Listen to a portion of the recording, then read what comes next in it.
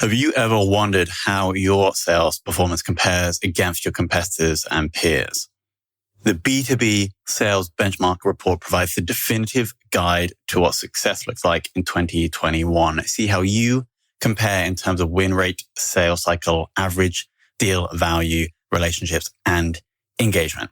You can see the results and get the full report at ebsta.com/B2B-sales-benchmarks. Got to make it easy for the sales reps and the leader to even document that stuff. Facilitate those forecasting meetings, those pipeline calls where it all gets documented, because that's usually when it gets hashed out once a week.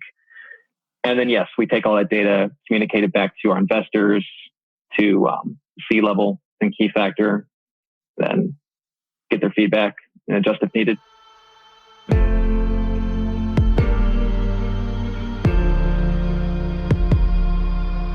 This is Sales Ops Demystified, the number one most downloaded podcast in sales operations. We invite the brightest minds in sales ops onto the show to deconstruct the what, why, and how behind rep productivity, forecasting, metrics, and all things revenue.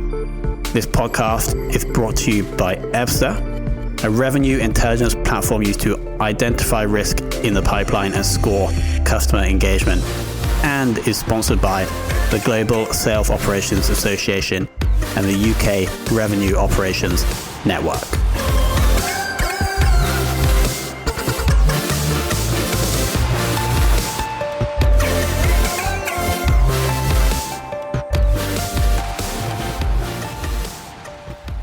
Hello and welcome to another very special episode of the Sales Ops Demystified podcast.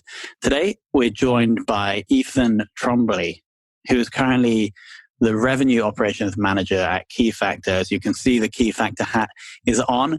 Ethan, welcome to the show. Thanks for having me, Tom. So I want to kick off first by understanding how you came into, first sales ops and then revenue operations. So I'd like to understand what you were doing before, why you moved in, and then also why you think at Keyfactor we've gone for RevOps versus sales ops. Yeah, absolutely. So since it's so commonplace for people to get into sales ops in a very unique way, almost stumbling into it, I guess you could say that my entry point was like super traditional because I stumbled in as well. I was working for a 50-person software subscription company in Cleveland, and there just arose an eternal need for someone to manage their salespeople, manage their Salesforce instance, and also kind of middleman between different departments, whether it's sales and product, sales and C-level, sales and support, just some connective tissue that wasn't there previously. So that was the first job I've ever done where I was that close to the ultimate goal of the company, which was to bring on more subscriptions and retain the existing ones. And once I was that close to it, I couldn't really envision doing any other type of job. Just being that close to the ultimate goal is invigorating. It's super motivating every day. And once I heard about the opportunity at Keyfactor, which was not as narrow as the other one, which is very sales focused. The revenue operations focus expanded from sales to marketing to channel sales, even connectivity with the product team and sometimes with software development. And being able to just stand that up further and touch every single department within the company, couldn't pass up an opportunity like that. And it's also now hard to envision how we would do it, not like revenue operations, not having it all under one umbrella. It's just so much easier to have it all in one place. Yeah, interesting. Just to give the audience a sense of perspective, roughly how many people are there in the revenue team that you're supporting? So in marketing, sales, and success, and then how many people in your operations function supporting them? Yep. So we have 3 people in the operations function doing support, and then we have about 30 across marketing, sales, channel, in customer success. Cool. And are there three people in the ops team? Like, are they spread over all three? You don't have like a customer support ops specialist, marketing ops specialist? No, so we're still, we're covering a lot of territory, the three of us. My boss, she's the chief transformation officer, and her main goal is improving the valuation of Keyfactor, taking that value creation agenda that our investors want to see, that our CEO's been tasked with, and then tripping over my word, but turning that into a reality, right? Mm. And then we have myself, who's very focused on revenue operations, working with the leaders on the revenue side, the channel leaders, sales leaders, marketing leaders. And then we also have someone else who's spending a lot of time on data and analytics. So we have a lot of decisions to make. That individual helps us. It brings data to light to support all those decisions. Sure. And what is the current kind of rev/sales ops tech stack that you are running? So we're a big Salesforce house. We definitely try to maximize every last bit of Salesforce functionality there is. I think we're getting to the brink here. Don't want to do too much Apex, but we also have the Service Cloud in there. We use CPQ. For marketing automation, we use HubSpot. For sales engagement, we're using SalesLoft. We're doing some data enrichment with Discover.org, Ringlead. We're getting some intent data from Bombora, doing some prospecting with SalesNav, like most SDR groups. And then we also implemented Drift this summer on the website. Nice. Now, in the last, say, 3 to 6 months, how have the team adapted to going remote, and what have been the challenges there? Yeah, honestly, it's kind of a boring answer, but we were already kind of there before all this happened. My team, for example, we're already spread out across the country. So we were used to doing remote meetings. And then a lot of our salespeople are spread out across the country too, because they're in territory field reps. Marketing team's a little bit like that. Channel team's a little bit like that. So it wasn't a huge adjustment. The technology was already in place internally to handle it. We'd already done away with physical phone lines and already moved over completely to Microsoft Teams and a little bit of Zoom. So the transition was really smooth. Yeah. Yeah. And I've had a couple of guests now where it's normally with smaller businesses where you've already started to go this more remote, like everything's in the cloud. You don't really need a desk. And so these types of businesses, it was just a almost seamless transition. Yeah, I just say we were ready for it from day one. It was more just waiting for Microsoft and Zoom to catch up their ability to handle bandwidth with what we were doing. Because I'm sure everybody was experiencing that the first few weeks where those systems were freezing up quite a bit, but they got it together. Yeah, I think it is basically the bigger the business, the more impact this whole thing is having. But with the relatively smaller businesses, it seems like it could be very smooth. Anyway, so went remote, very seamless. Have you made any tech, operational, or cultural changes in response to going remote? Culturally, I feel like our company culture as a whole has taken it really well, and leadership's been super flexible.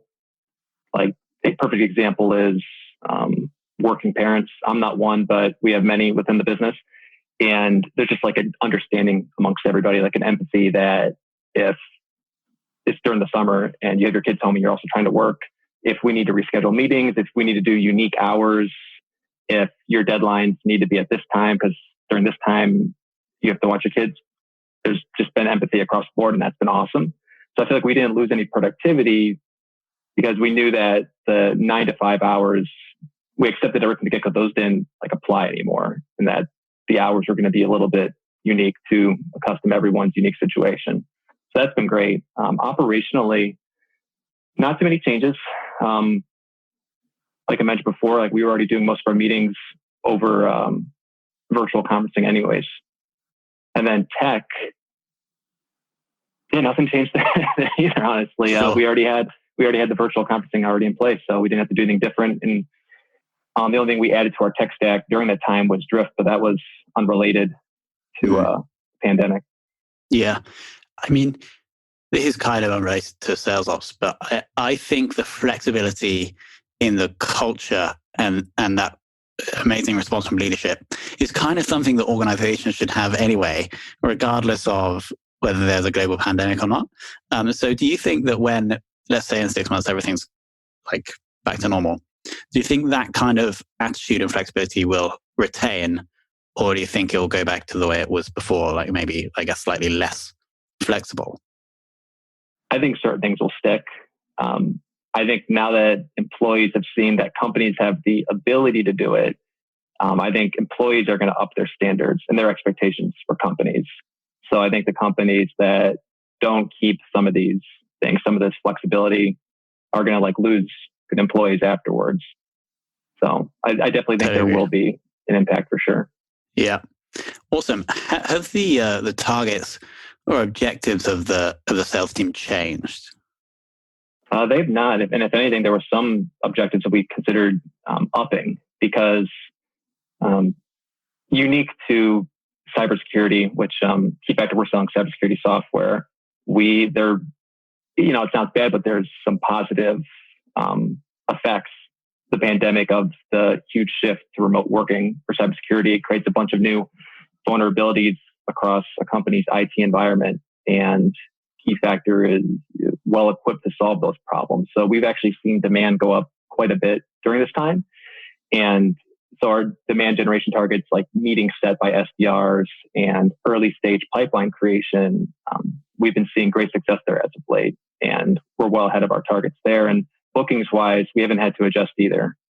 Deals, you certainly see deals where people give you the, budget's been cut because of IT and the pandemic and, headcount reductions. That you're going to see that, but for the most part, our deals are still progressing and the need didn't go away. Sure. How has that impacted your forecasting process? Have you had to, I guess, tweak the forecast upwards over the last few months? Our forecasting process actually remained exactly the same. We're big believers in using multiple forecasting methods to create a range of outcomes. We're an enterprise selling. It's awfully lumpy. I don't even think it's a great use of time to be exact with your forecast or try to be. What we try to do is it's going to fall between this number and this number. Here's the worst case scenario. Here's the best case scenario. The different methods that we use are, we have our reps assign probabilities. There's stage weighted probabilities. And we also have our sales leader assign a probability as well. Then we do a little bit of stuff on the back end, looking at historical push rates for the quarter or historical win rates. And then that gets us a range of outcomes that we're comfortable with. Got it. Okay. So you're both having the reps submit theirs, but then also the leader submit theirs. And then if your role in that process, the kind of collator, you're then collating the data and then presenting that back to leadership. The role there is gotta be able to make it easy for the sales reps and the leader to even document that stuff. Facilitate those forecasting meetings, those pipeline calls where it all gets documented, because that's usually when it gets hashed out once a week. And then, yes, we take all that data, communicate it back to our investors, to C-level and Keyfactor, then get their feedback and adjust if needed. Sure. How do you think, if at all, you could improve that forecasting process, or are you like fully confident in it? Never fully confident. I think it's only going to be as good as the alignment that ops has with the sales leader or sales leaders. We're pretty lucky right now that we have one sales leader right now that we have really strong alignment with, right? But if we brought in another one and there was an onboarding period where we just weren't there yet, that'd be tough, because then our data might not be as reliable. So I think just making that alignment strong over time is huge. And then also the way that sales leader onboards their reps is huge too, because we don't have any historical data on that new rep, and we can't outrun a small data set or an inconsistent one for that matter. So the way that he onboards them and the way that he hammers in certain requirements of them, like keeping your probabilities up to date, being realistic with your close dates, being consistent with your stage movements, is huge. So that relationship between us and him is pivotal to all of it. Sure. Awesome. Now moving on to KPIs, which right now do you think is your most insightful sales metric? Oh man, the most. Got to pick one. The one I really like a lot is ARR per full-time employee. So to me, that's the best way to say, are we growing efficiently, right? If we're getting this level of investment, our investors, eventually want to get a return that through some type of exit event, and they want us to grow as efficiently as possible so they don't have to give us more money to get to the same outcome. So I think that's a great thing to look at. That's pretty high level. There's also a lot of more granular stuff that we're looking at too, top funnel, like inbound lead to meeting set percentage, or how effective is our outbounding program with our SDRs for all the outbound touch patterns that we begin. How many meetings do we set from that? What's the percentage? How has that changed pre and post pandemic? So we've been keeping a super close eye on those, as well as meeting set to pipeline. Our sales directors and our SDRs still aligned, and they're still seeing the same value from meeting all the way to pipeline. Got it. Awesome. I love the almost the contrast, because the first one metric you mentioned, you're right, is like a highly high level strategic metric, and then you counter that with these like super granular ratios that you've been tracking over time. So I thought that was a really, really, really good answer. Was there any, I don't know if you can share this, but was there any like super interesting change in any of those ratios through like during pandemic, or did they all move the way you kind of expected them to move? There was definitely a couple surprises. So, like most companies, we started putting on a ton of webinars, virtual events, and we were generating a ton of leads, but I think the market got pretty flooded with webinars. So we were seeing not as many meetings set from all these leads. Like, oh, we've got all these leads, we're adjusting so well, but it wasn't generating the amount of meetings that we thought. It's like, oh, maybe we just need to double webinars a little bit. Focus. Yeah, and it tripled the webinars. So that was a little bit of a surprise, but I think that was probably a learning exercise for everybody, because everybody had a mix of webinars and physical events. So we didn't even really know what to anticipate there. We thought it might match historical webinar to meeting set rates, but it didn't at first, but we've since adjusted, and now we've got that back to where we want it to be. Yeah, I totally agree. I can imagine the conversion from lead to meeting from webinar lead to meeting over the pandemic would have definitely dropped, because there was so much going on. Yeah. Amazing. Okay, cool. Then to wrap up the discussion, who within your career has taught you the most about sales operations? Yeah, it's super recent, but my current boss, Ellen Kinley, she's Chief Transformation Officer for Keyfactor, and she's been doing some form of sales, marketing, or revenue operations, biz ops, whatever you want to call it, for, over the better half of a decade. And though I came to Keyfactor with some experience in ops, but I was really teaching myself and just trying to, read other companies' white papers to understand how this all worked. I didn't really get a formal education until she came on board and started teaching me everything that she knows. And it's been the best experience of my life. Amazing. And then finally, who within the world of sales or RevOps would you like to take for lunch? If someone that you could know or don't know?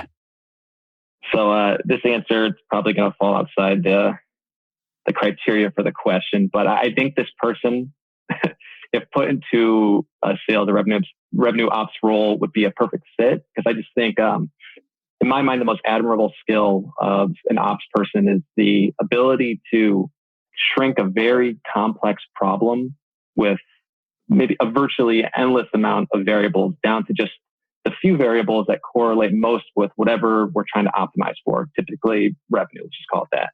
And I think that person is, his name's Paul DePodesta. He's most commonly known from the book Moneyball. He's currently so he's, or people will think of him as Jonah Hill within the actual movie. Yeah.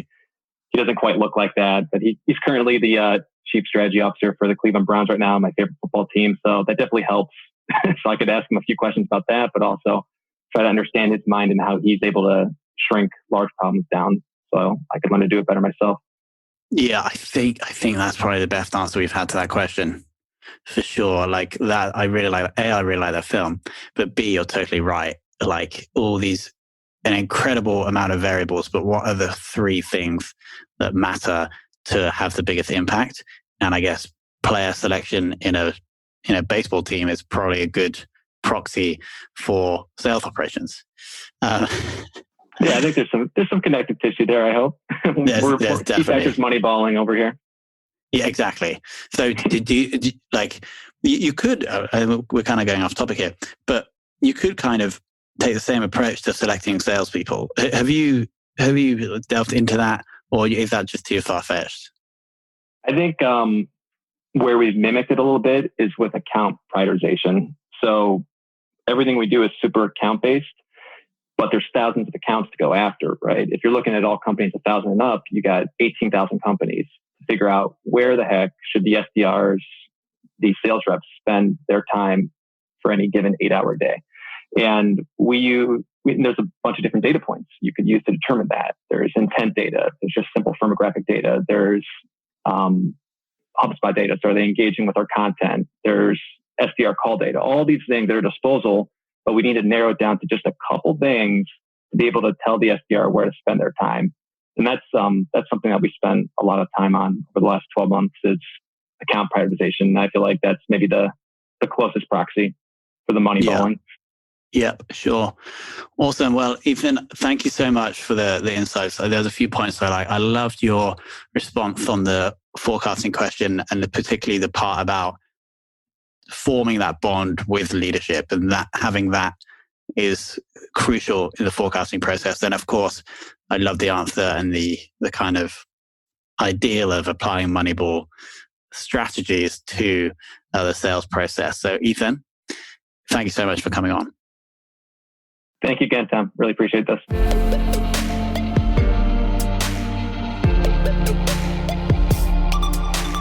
Thank you for listening to this episode of the Sales Ops Demystified podcast. If you are listening on a podcast listening application, then please subscribe, rate, and review.